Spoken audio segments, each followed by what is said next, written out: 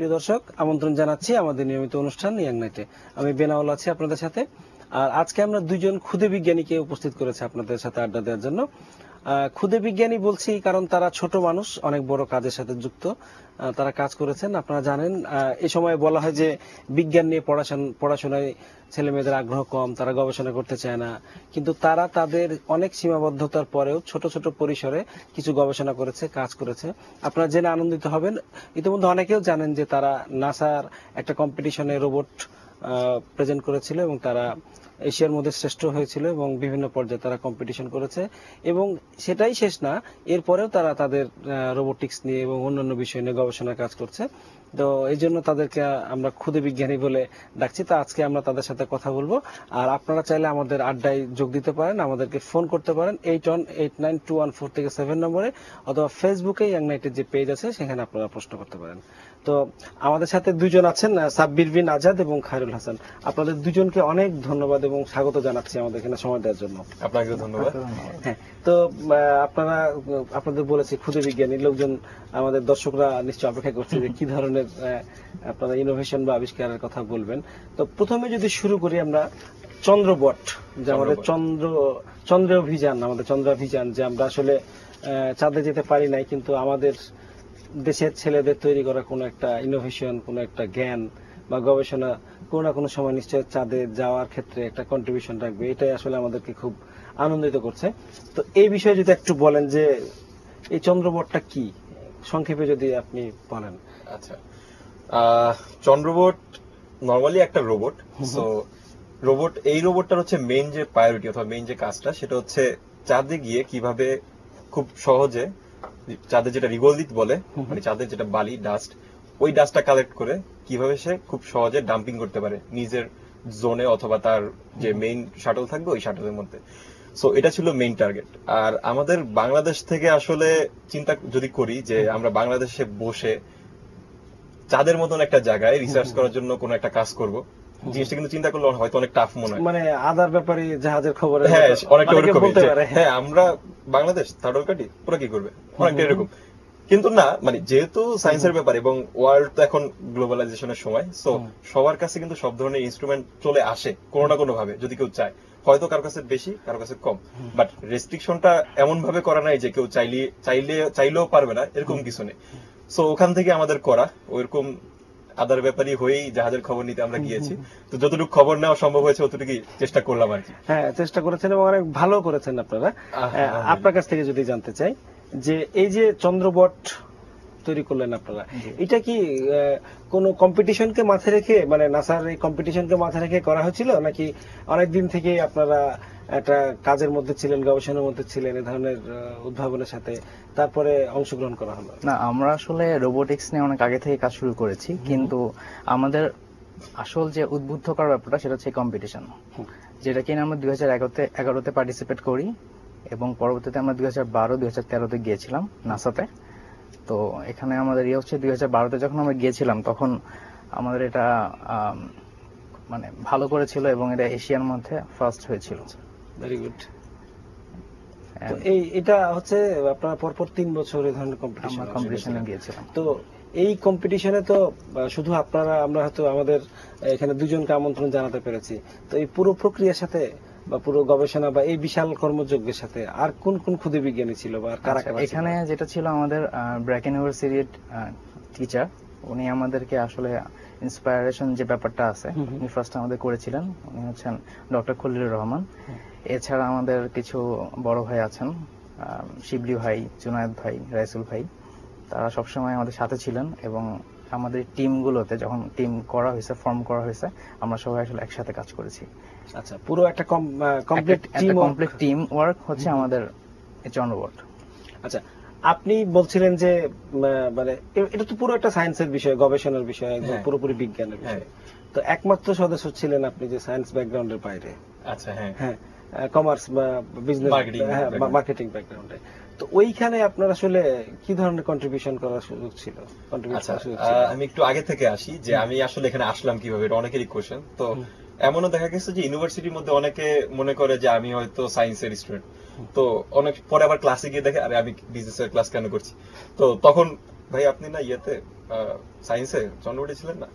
তো না, আমি আসলে মার্কেটিং এ। তো ব্যাপারটা হচ্ছে ব্যাক ইন 2010 যখন খলিল স্যারের কথা বললো সাব্বির, তো উনি আমাদের টিমের অ্যাডভাইজার ছিলেন। ওনার খুব মারাত্মক বড় একটা রোল ছিল এখানে। উনি ইন্সপিরেশন দিয়ে আর কি, ওনার ইন্সপিরেশন এই অবস্থায় আমরা আসি। তো ব্যাপারটা হচ্ছে ওনার একদিন ক্লাসে সিএসসি 101, এটা হচ্ছে কম্পিউটারের একবার বেসিক একটা কোর্স, যেটা হচ্ছে বিবিএ কোর্সের সবার জন্য ম্যান্ডেটরি, অন্যান্য ডিপার্টমেন্টেও। সো ওই ক্লাসের মধ্যে উনি একদিন বলেন যে আমরা রোবট নিয়ে কাজ করছি, যদি কেউ ইন্টারেস্টেড থাকো যে কোনো মানে ব্যাকগ্রাউন্ডে। আরো আগে থেকেই কাজ হচ্ছে রোবট নিয়ে। হ্যাঁ, কাজ তো আগে নিয়ে মানে তার কিছু আগে থেকে আসলে।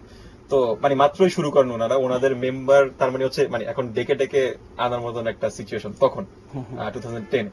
সো আমরা কাজ করছি, যদি তোমরা কেউ ইন্টারেস্টেড থাকো তাহলে আমাদের ল্যাব আছে, অথবা আমার রুমে এসে কথা বলতে পারো, আমরা দেখি কি করা যায়। তো I was so much interested then. মনে হলো যে রোবোটিক্স অনেক মানে আবিষ্কারের একটা ব্যাপার, অনেক বিষয়, অনেক কিছু এটার মধ্যে অনেক কিছুই করা যেতে পারে। তো পরে আমি আর কিছু বলি নাই ক্লাসের মধ্যে, পরে স্যারের সাথে দেখা করি যে আমি কি করতে পারি এখানে। তো তখন ফার্স্টে দেখতাম যে ওনারা এই যে কাজগুলো করতো, আমার হয়তো ব্যাকগ্রাউন্ড ওয়াইজ একটু কম নলেজ থাকার কথা হিসাবে, তো দেখে দেখে আর কি যতটুকু জানা। পরবর্তীতে I was appointed as outreach coordinator. আচ্ছা, আউটরিচ হচ্ছে নাসার যে প্রোগ্রামটা, নাসা লুনোবোটিক্স মাইনিং কম্পিটিশন, এই কম্পিটিশনের মধ্যে আউটরিচ হচ্ছে খুব ভালো একটা ভ্যালু নেয়, ওটার মধ্যে মার্কস থাকে। সো আউটরিচের কারণটা হচ্ছে যে আমরা প্রোগ্রাম করছি, প্রজেক্টে যাচ্ছি, তৈরি করতেছি, সবকিছু করছি, কিন্তু এখানে বাইরের মানুষ এবং আশেপাশে যারা আছে আমাদের সারাউন্ডিং, ওরা কি বেনিফিটটা পাবে, ওরা কি জানবে কিনা ব্যাপারটা সম্বন্ধে। তো তখন আসে শুধু ল্যাবের মধ্যে রেখে দিলে হবে না, লাভ হবে কিনা। হ্যাঁ, অবশ্যই। এবং নাসারও একটা পপুলারিটির ব্যাপার আছে যে নাসা নিয়ে আমরা কাজ করছি, ওরাও সেটা জানতে চায়, জানাতে চায় সবাইকে। এই ব্যাপারের কারণে আউটরিচের ব্যাপারটা আসে, এবং তখন আউটরিচ কোঅর্ডিনেটর হিসেবে আমি আসি। তো তখন থেকে আমার যে প্রোগ্রামগুলো হয়, ইউনিভার্সিটিতে প্রোগ্রাম, ইউনিভার্সিটির বাইরে যে প্রোগ্রামগুলো, এগুলা কোঅর্ডিনেশন করা, এবং স্পন্সরশিপের জন্য যে কাজগুলা, সেগুলোর জন্য আর কি কোঅর্ডিনেশন শুরু। মানে এক ধরনের যদি বলি আমি যে পাবলিক রিলেশনস বা মার্কেটিং, অ্যাডভোকেসি, এই ধরনের কাজ, পিআর কাজগুলো আপনি করছেন। তো পরে আস্তে আস্তে হয়তো রোবোটিক্স এর কিছু কাজে ইনভলভ হয়েছেন। আচ্ছা, আপনি সাব্বির, আপনি কোন স্পেসিফিক কোন জায়গায় কাজ করেছেন, বা আপনি কিভাবে যুক্ত ছিলেন এই? আমি এটা হার্ডওয়্যারের যে কাজটা, ইলেকট্রনিক যে কাজটা, সার্কিট দিয়ে এটাকে রান করা, এটাকে চালানো, যত রকম এই ধরনের কাজগুলো আমি করেছি। আচ্ছা, তো এই যে ম্যাটেরিয়াল যেগুলো ছিল, এটা তো নিশ্চয়ই একটা এক্সপেন্সিভ বিষয়। এটা নিয়ে একটা মজার ব্যাপার আছে, সেটা হচ্ছে আমরা যখন এটা নিয়ে গেলাম, তো ওরা এটা দেখে বললো যে তোমরা এটা বানাইছো, ফার্স্ট কথা ছিল এটা যে তোমাদের তো লাইট কিভাবে করছো, মানে রোবটে তো লাইট অনেক হালকা ছিল। আর পরের কথা ছিল যে তোমরা যেগুলো করছো এগুলো কই থেকে পাইছো। তো আমরা তখন বলছি এগুলো হচ্ছে আমরা আমাদের একটা জায়গা আছে, ওখানে শিপ ব্রেক হয় ধুলাই খালে, তো ওখান থেকে নিয়ে এসে ওখানে যেতে পারলে ভালো হতো, ভালো হতো, তাহলে বুঝতে পারতো যে আমরা কি থেকে এসে কিসে আসছি। তো ওদেরকে বললাম যে এটা এখান থেকে এই গাড়ির মোটর, এটা ওই এটার ফ্যান, এই জিনিসটা যখন বললাম তখন ওরা মানে খুব অবাক হয়েছে, কারণ ওরা যখন আমাদের সামনেই ওরা আসলে এটা করতেছে, তখন সবকিছুতে স্ক্রু, মানে স্ক্রু এনে যেভাবে লাগায় সব জোড়াতালি দিচ্ছে আর রোবট হয়ে যাচ্ছে। আর আমাদের জন্য হচ্ছে আমরা নিয়ে কষ্ট করে করে করতেছি, বারবার ওটাকে রিশেপ করার চেষ্টা করতেছি, হচ্ছে না। মানে তো ওদেরকে যখন বললাম যে আমরা এরকম আসলে এটা জাহাজের একটা মোটর, এটা শোনার পর খুবই অবাক যে কিভাবে এটা সম্ভব, মানে এটা তো আমাদের চিন্তাই করা যায় না। আর যখন খরচটা বললাম যে আমাদের খরচ হয়েছে এই টাকা, যেটাকে ডলারে কনভার্ট করে বলার পরে বলতেছে যে এটা আনবিলিভেবল, এটা হতে পারে না। তো এই ওইখানে যে আপনার নিয়ে গেলেন, এটা তৈরি করতে কতদিন সময় লাগছিল আপনাদের এই গবেষণা থেকে? এটা আমাদের প্রায় 1 বছরের মতো লেগেছে। আচ্ছা, 1 বছরের মতো লেগেছে। আচ্ছা, এবার আপনার কাছে খায়রুল, যে নাসায় আপনারা গেলেন, নাসায় গিয়ে অনেক ধরনের প্রতিযোগী, তাদের অনেক উন্নত দেশ থেকে এসেছে তাদের তৈরি রোবট নিয়ে। তো আপনাদেরটা যখন প্রেজেন্ট করা হলো, উনি যেমন বললেন যে কেউ বিশ্বাসই করতে পারেন না যে এটা কিভাবে তৈরি করা হয়েছে। তো এর বাইরে অন্যদের যারা আসছিল তাদের প্রিপারেশন কেমন ছিল, বা তাদের উপস্থাপনাগুলো, বা আসলে আমি তুলনা করতে চাচ্ছি যে আমরা আসলে কোথায় আছি। হ্যাঁ, শুধু টেকনোলজি না, আমাদের মাথার দিক দিয়েও যদি চিন্তা করি যে আমাদের চিন্তা ভাবনা জায়গা থেকে। তো আমরা ওখানে যাওয়ার পরে আমাদের আরেকটাও টার্গেট ছিল যে রোবট কম্পিটিশনে এসেছি, ঠিক আছে, আর বাইরে যারা কম্পিটিশনে আসলো ওরা কোন টেকনোলজি গুলা কিভাবে ইউজ করে, এটা কিন্তু আমাদের জানতে হবে অবশ্যই। না হলে এত বাংলাদেশ থেকে নাসায় গিয়ে আমেরিকায় গিয়ে কোনো আসলে লাভ নেই কম্পিটিশনে উইন করা ছাড়া। তো আমরা দেখি অনেকগুলো রোবটই দেখি, ওদের সাথে কথা বলি। তো পরে যেটা দেখি ওদের রোবট গুলার যে ফিনিশিং টাচটা, যে আমি যদি একটা গাড়ির ফিনিশিং দেখি অনেকটা ওইরকমই, কিন্তু ওই জিনিসটা কিন্তু হাতে করা যায় না। ওই জিনিসটা অবশ্যই ইন্ডাস্ট্রিয়াল ব্যাপার স্যাপার থাকে, যে অনেক হিউজ লার্জ ভলিউমের মেশিনারি দিয়ে আমি ওই ফিনিশিং গুলো করবো, তারপর অনেক চকচকে হবে, অনেক চকচকে হবে, খরচের অনেক ব্যাপার স্যাপার আছে। তো দেখলাম যে ওই দিক দিয়ে আমরা আসলে মোটামুটি একটু পিছিয়ে আছি ফিনিশিং এর ব্যাপারটা। মানে আমাদের এতে প্রাণের ছোঁয়া আছে, প্রাণের ছোঁয়া আছে। ওদেরগুলো দেখে মনে হয় একটা খেলনা গাড়ি, মানে এইমাত্র ফ্যাক্টরি থেকে বের হয়ে আসলো, এই মাত্র ফ্যাক্টরি থেকে বের হয়ে আসলো। হ্যাঁ, মানে রেডিমেড বলা যায়। সো ওরা হয়তো এগুলো অর্ডার দিয়েই করা কোনো না কোনো জায়গা থেকে, কারণ নিজের হাতে এত ফিনিশিং তৈরি তো করা কোন কোন পসিবল। দেশ আসছিল, মানে শুধু কি আমাদের মতো দুঃখিত তৃতীয় বিশ্বের যারা দেশ, সে দেশের প্রতিনিধিরাই গিয়েছিল নাকি বড় বড় দেশের? বড় বড় দেশ থেকে এসেছিল, কানাডা থেকে এসেছিল, ইন্ডিয়া থেকে ছিল, কিন্তু আমাদের এই ডেভেলপিং কান্ট্রির মধ্যে বাংলাদেশই ছিল। আচ্ছা, তো আপনাদের যে রেজাল্ট ভালো হলো, আপনারা এশিয়ার মধ্যে প্রথম হলেন, জি। তো এটা আসলে ওদের কোন বিষয়টা, আপনাদের এই গবেষণার বা রোবটের কোন বিষয়টা ওদেরকে আকৃষ্ট করেছে বলে মনে হয় আপনাদের কাছে? ওদের কাছে মনে হয় যে ওরা আমাদের মানে যে সিস্টেমটা, মানে আমি আপনাকে আগেই বলেছি, এটা ইয়ে ছিল যে রেগুলিটা কালেক্ট করা। তো এটা কালেক্ট করার যে প্রসিডিওর, আমরা যে এক্সকাভেটর ইউজ করেছি বা যে অ্যাকচুয়েটর ইউজ করেছি, এটা যে ওয়ার্কিং প্রসেসটা, মানে আলটিমেটলি এখানে 50টা কান্ট্রি, এখানে 50টা টিম এখানে ছিল। তো সবগুলো টিমেরই কিন্তু আলাদা আলাদা রোবট ছিল, কারোর সাথে কারো মিল নাই। হয়তো একই টেকনিক ইউজ করতে পারে, কিন্তু কোথাও না কোথাও ডিফারেন্ট আছে, ফাংশনালিটি আলাদা Functionality হতে পারে, কিছু না বা কিছু একটা interface আছে। আলাদা হতে পারে, হ্যাঁ। তো আমাদের যেটা ছিল, ওই আমরা যে প্রসেসে এটা কালেক্ট করছি, তো এটা ওদের কাছে অনেক কে ছিল, তোমরা এই ডিজাইনটা করছো, এটা কিভাবে করছো। হ্যাঁ, তো আলটিমেটলি ওরা হচ্ছে আমাদের কাছ থেকে ডিজাইনটা ওরা হচ্ছে নিয়েছে। তারপরে এখানে ওয়েট ম্যানেজমেন্টের ব্যাপার ছিল, কারণ ওই যে সারফেসে কাজটা করতে হতো ওটা হচ্ছে মানে অনেকটা ট্যালকম পাউডারের মতো, মানে বালি ঠিক আছে, বাট মানে ট্যালকম পাউডার, সো যে কোনো সময় উল্টে যেতে পারে, মানে একটা জিনিস যখন রান করে উল্টে যেতে পারে। তো এই ওয়েট ম্যানেজমেন্ট, তারপর মেকানিক্যাল শেপ অ্যান্ড হচ্ছে আমার যে যে জিনিসগুলো ইউজ করেছি এগুলো কিভাবে কাজ করে, এই জিনিসগুলো সম্পূর্ণই আমাদের থেকে ওরা এই বিষয়গুলোই তাদেরকে মুগ্ধ করেছে মুগ্ধ বা করেছে। আকৃষ্ট করেছে। আচ্ছা, এবার একটু টেকনিক্যাল আলাপ অনেক হয়েছে, এবার একটু ভিন্ন বিষয়ে আলাপ করি। সেটা হচ্ছে যে, আমি যদি একজন সাধারণ মানুষ বা বাংলাদেশের যে কেউ একজন সাধারণ মানুষ, তার আসলে এই রোবট কি কাজে লাগবে? সেটা চন্দ্রবট হোক বা আপনি এখন যে ধরনের গবেষণা করছেন বা অন্যান্যরা করছে তরুণরা, সাধারণ মানুষের উপকারে কিভাবে কাজে লাগানো হচ্ছে? আচ্ছা, এটা তো আমরা যখন একটা কম্পিটিশনে পার্টিসিপেট করি, আসলে আমাদের লক্ষ্য থাকে, হ্যাঁ জিতার লক্ষ্য থাকে, উইন করা, কিন্তু পাশাপাশি যে আমরা কি জিনিসগুলো শিখছি এটা কিন্তু অনেক বড় একটা ব্যাপার। সো আমি যদি জানি যে ওখানে একটা ডিভাইস থাকে, প্রসেসর থাকে, কম্পিউটার যেমন প্রসেসর থাকে ওরকম প্রসেসর, আরডিনো আমরা ইউজ করি। সো এই জিনিসটা দিয়ে কোন সফটওয়্যার দিয়ে অথবা কিভাবে সফটওয়্যারটা রান করলে, কিভাবে আমি সফটওয়্যারটা সাজালে আমি এই রোবটটা দিয়ে এই কাজগুলো করতে পারি, এটা যদি আমি জেনে যাই, এটা যদি আমি শিখে যাই, তাহলে কিন্তু এই জিনিসটা ইউজ করেই অথবা এই জিনিসটা আমি অন্যভাবেও ইউজ করতে পারবো। তো এটা যদি হয় যে আমি রোবটটাকে দিয়ে বালি তুলতে পারছি, এই রোবটটা দিয়ে এবং এই টেকনোলজি ইউজ করে হয়তো একটু অন্যভাবে আমি কিন্তু হয়তো ক্ষেতের মধ্যে চাষাবাদের কাজে ইউজ করতে পারি, হয়তো বীজ ফেলানোর কাজে ইউজ করতে পারি, যেটা হচ্ছে অ্যাকুরেসি এবং প্রিসিশন খুব বেশি থাকবে, অ্যাকুরেটলি ডিফারেন্স গ্যাপ রাখবে। তো যদি সার দেওয়ার ব্যবস্থা করতে চাই, অ্যাকুরেটলি কতটুকু দেওয়া উচিত সেটাও সে করতে পারবে, ডাম্পিং করতে পারবে, যেটা হচ্ছে আমাদের রোবটের সাথে খুব বেশি সিমিলার।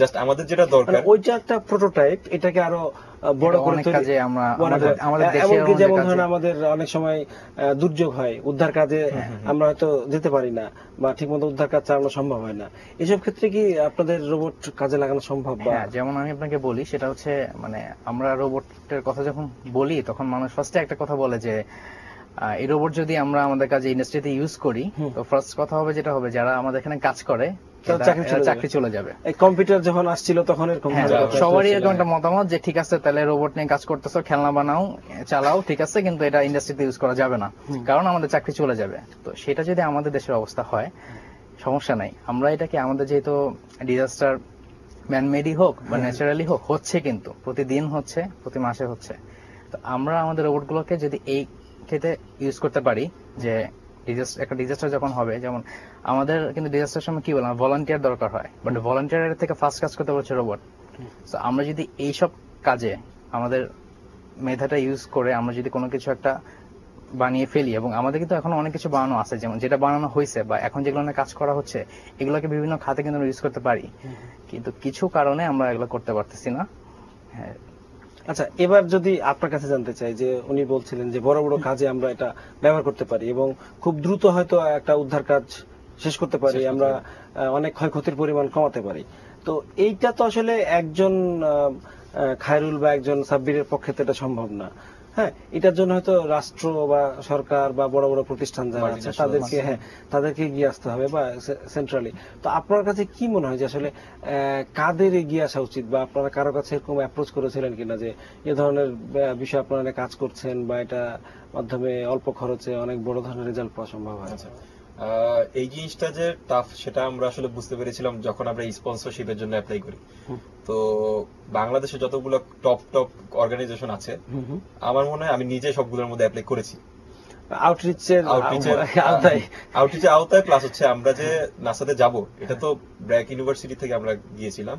তো ব্র্যাক ইউনিভার্সিটি তো সবসময় সম্পূর্ণটা বিয়ার করতে পারবে না, তো মানে ওখানে তো আরো অনেক সাইট আছে অবশ্যই। তো ইউনিভার্সিটি আমাদেরকে বলেছে যে তোমরা বাইরে থেকে স্পন্সর আনার চেষ্টা করো, তাহলে হচ্ছে আমরা আরো বাকিটা আমরা হেল্প করতে পারবো, ওরা যতটা করে বাকিটা। কিন্তু স্পন্সরশিপের জন্য যে প্রসেস গুলা, যে ধাপগুলা, অথবা যতটুকু উপরে যেতে হয় গিয়েছি, আমরা উপর পর্যন্ত গিয়েছি, কিন্তু হয়তো কিছু কারণে আমাদের দেশে আসলে এই জিনিসগুলা সহজে হয় না। দেখা যায় যে কার কি বেনিফিট হবে, কে কি পাবে, এই জিনিসগুলা উঠে আসে। সো তখন দেখা যায় যে আমাদের সাথে জিনিসগুলা নিশ্চয়ই সবসময় এরকম অবস্থা তো থাকবে না, মানে আপনাদের আসলে হতাশ হলে চলবে না, কেউ না কেউ তো এগিয়ে আসবে, এটা তো আটকে থাকে না বিষয়টা। এভাবে করেই শেষ পর্যন্ত হচ্ছে আমরা স্পন্সর পাই, এবং এই কারণে স্পন্সর পাওয়ার কারণেই দেখা যাচ্ছে যে আমরা এশিয়ার মধ্যে ফার্স্ট হতে পারি তখন। আচ্ছা, কারণ আমরা যেতে পেরেছি, অ্যাটেন্ড করতে পেরেছি। তো অনেক তো এই আপনার তাহলে পার্সোনাল লেভেল থেকে যোগাযোগ করা, এরকম সরকারি কোনো প্রতিষ্ঠান বাংলাদেশের তারা কি রোবট নিয়ে কাজ করছে, বা তাদের কি ধরনের পরিকল্পনা আপনারা জানেন কিনা কিছু? সরকারি কোনো প্রতিষ্ঠান এখন বা আপনাদের আগ্রহ প্রকাশ করেছে এরকম? না, এরকম কোনো সরকারি প্রতিষ্ঠান নেই, তবে কিছু বেসরকারি প্রতিষ্ঠান আছে যারা এগুলো নিয়ে কাজ করতেছে। ইনফ্যাক্ট আমি যেখানে কাজ করতেছি বিভিন্ন ইউনিভার্সিটি তো মনে হয় ইউনিভার্সিটিতে কাজ হচ্ছে।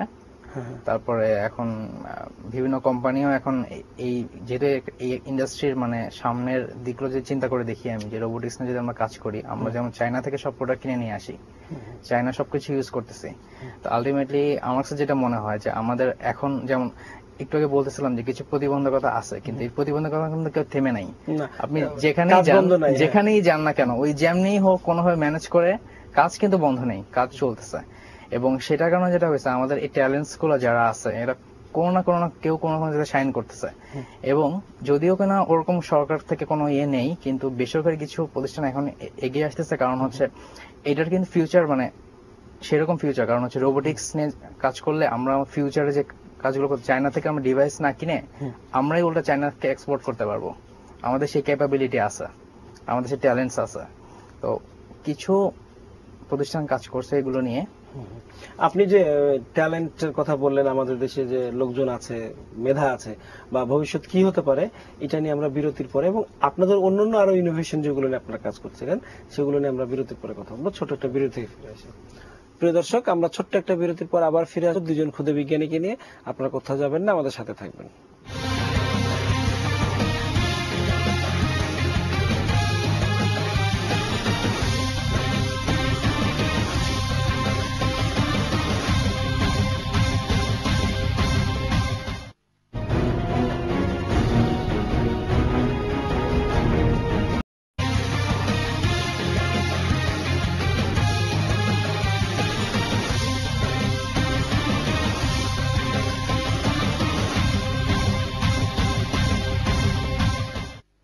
প্রিয় দর্শক, বিরতির পর আবার ফিরে আসলাম। আমরা কথা বলছি চন্দ্রাভিযান নিয়ে, আর আমাদের সাথে স্টুডিওতে দুজন ক্ষুদে বিজ্ঞানী সাব্বির এবং খায়রুল। আমরা কথা বলছিলাম তাদের নাসায় তারা গিয়ে যে অভিযান করে এসছে, যে কম্পিটিশন করে এসছে, এবং এরপরে তারা আসলে কি করবে, কি ধরনের উদ্ভাবন নিয়ে তারা কাজ করছে, সে বিষয়ে আমরা কথা বলবো তাদের দুজনের সাথে। আমরা কথা বলছিলাম আপনাদের চন্দ্রবট নিয়ে। আচ্ছা, বাংলাদেশের প্রেক্ষিতে যদি বলি যে আসলে আমাদের স্কোপ গুলা কেমন, ফিচার স্কোপ গুলা কেমন আমাদের দেশে? আমাদের দেশে এখন যদি বলেন যে বাইরে যে টেকনোলজি নিয়ে কাজ করতেছে আমরা একই টেকনোলজি নিয়ে কাজ করতেছি, তো ওরা মনে করেন যে যেসব জিনিস ইউজ করে আমরা এখন একই জিনিস ইউজ করতেছি, জাস্ট আমাদের এটাকে মার্কেটিং করতে হবে, আমাদেরকে সুযোগ দিতে হবে। আর একটা ব্যাপার হচ্ছে আমরা আসলে মানে আমাদের কাজের ইয়েগুলো হচ্ছে মানে সবাই এখন স্মার্ট টিভি আর স্মার্ট মানে মোবাইল নিয়ে পড়ে আছে, বাট আমরা যে কাজটা করতেছি মানে আমরা যে রোবোটিক্স নিয়ে কাজ করি, আমরা যে কাজটা সেটা হচ্ছে মানুষের লাইফটাকে কিভাবে স্মার্ট করা যায়। যেমন যেমন আপনি আপনার বাসার হোম সিকিউরিটি কথা বলেন, ধরুন আপনি চলে আসছেন, আপনি জানতে পারতেছেন যে আপনার বাসায় এখন চোর ঢুকছে না কি হয়েছে, আপনার কাছে সাথে সাথে চলে আসতেছে। আপনি বের হবেন, বের হওয়ার আগে আপনার আপনার গাড়ির কি অবস্থা, বা আপনার গাড়ি ধরেন আপনার গাড়ি অন্য যে ড্রাইভার চালায় সে চুরি করে বা সামহাও সে দেখা যায় যে অন্য লোক উঠাচ্ছে, আপনি কিন্তু নিজস্ব থেকে দেখতে পাচ্ছেন।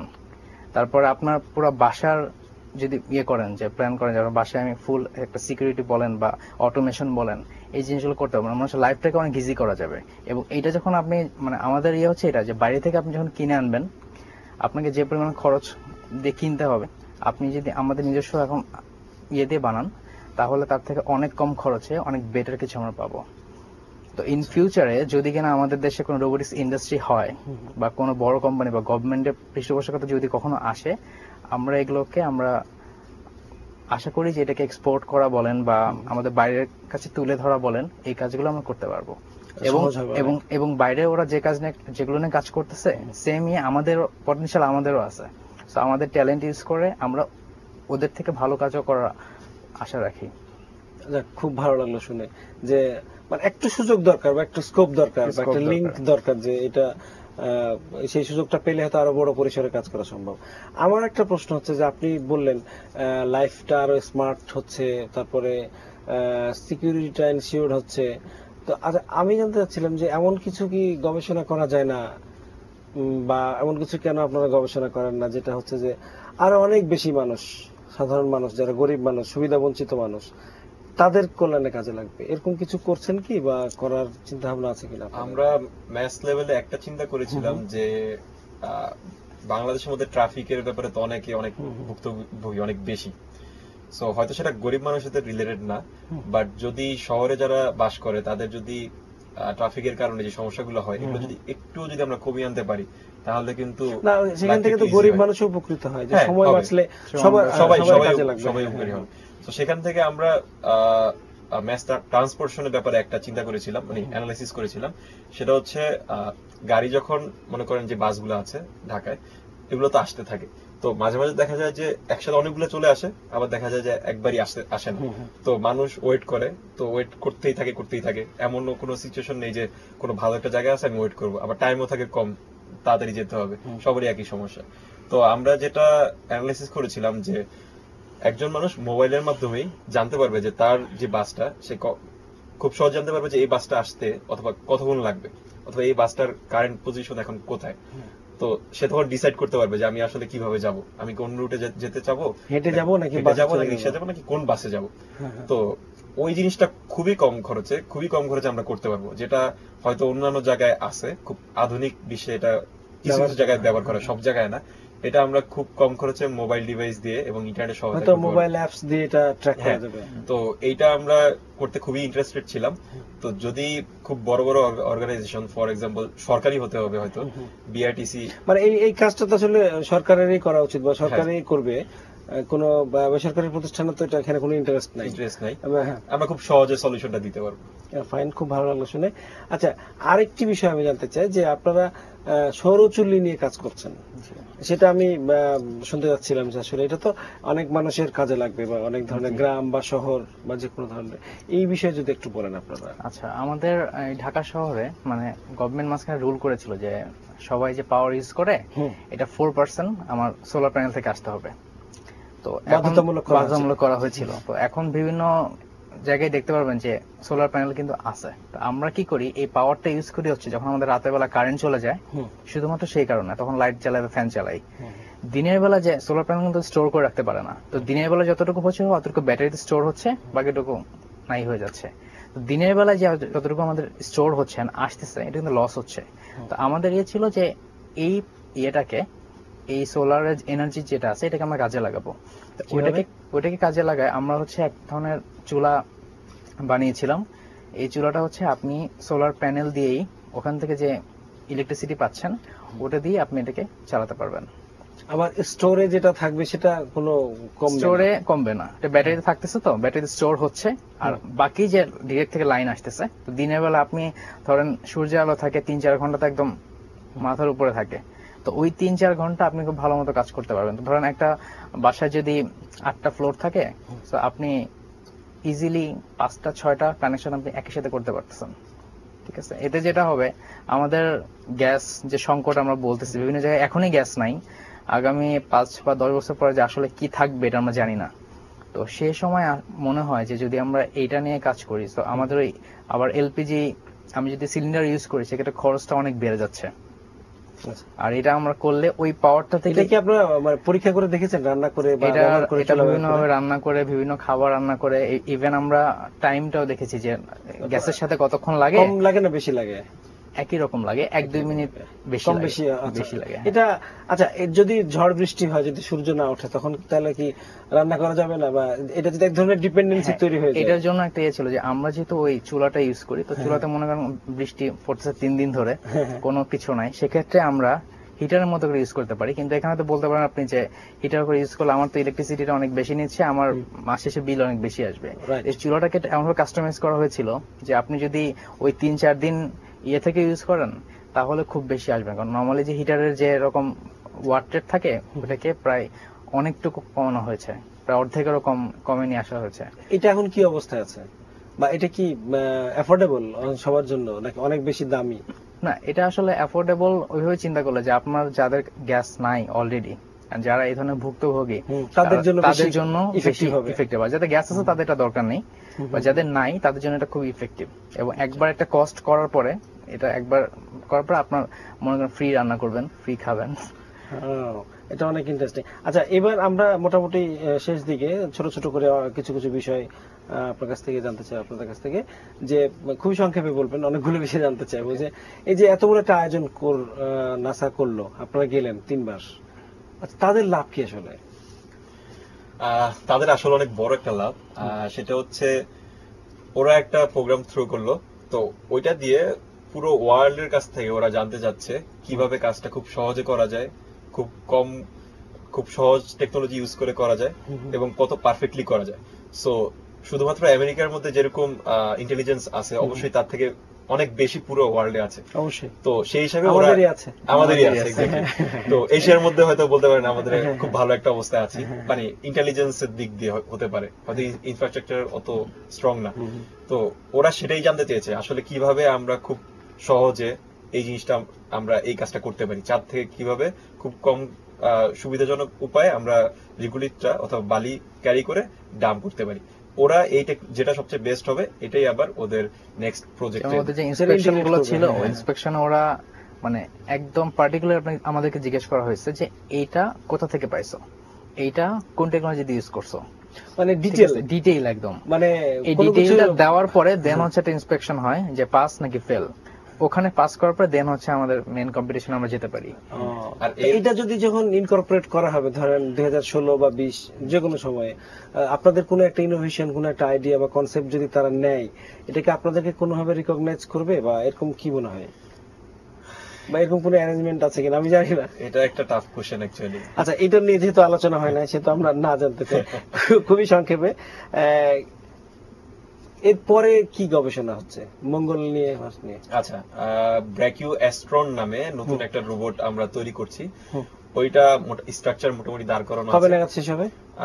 হোপফুলি এই মাসের মধ্যে, মানে সামনের মাসের মধ্যে শেষ করে ফেলবে। আচ্ছা, এই মাসের মধ্যে কোনো একটা কম্পিটিশন কম্পিটিশন আপনারা আবার যাবেন? হ্যাঁ, কম্পিটিশন হচ্ছে NASA rovers, Mars rover society, ওখানে যাওয়ার প্ল্যান। অনেক শুভকামনা আপনাদের জন্য। একদম শেষ প্রশ্ন আপনার কাছ থেকে জানতে চাইবো যে 2020 সাল বা আর আজ থেকে 20 বছর পরে বাংলাদেশকে কোথায় দেখতে চান আপনি একজন তরুণ বিজ্ঞানী হিসেবে? বাংলাদেশকে অবশ্যই এমন একটা জায়গায় দেখতে চাই, কারণ হচ্ছে আমাদের যেহেতু রোবোটিক্স নিয়ে এত কাজ হচ্ছে, মানে আপনাকে আগেই বললাম যে সবকিছু আমাদের কিছুই নাই, তারপর আমরা যে এতটুকু এগোতে পারতেছি। তো আমাদের মনে হয় যে আপনি 10 বছর না 5 বছর পরেই যদি যাই, তাহলে দেখা যায় আমরা এই রোবোটিক্স বলেন বা ইলেকট্রনিক ডিভাইস বলেন, স্মার্ট ডিভাইস বলেন, আমরা আসলে এমন একটা জায়গায় চলে যাব যে বাইরের যে কোনো দেশের সাথে আমরা কম্পিট করতে পারবো, উন্নত দেশগুলোর সাথে। অনেক ধন্যবাদ আপনাদেরকে আমাদের সময় দেওয়ার জন্য। প্রিয় দর্শক, আজকের মতো আমরা এখানে শেষ করব। শুভকামনা রইল তাদের জন্য, তারা যাতে আবার বড় বড় কম্পিটিশনে সফল হতে পারে, আমাদের মুখ উজ্জ্বল করতে পারে। শুভরাত্রি।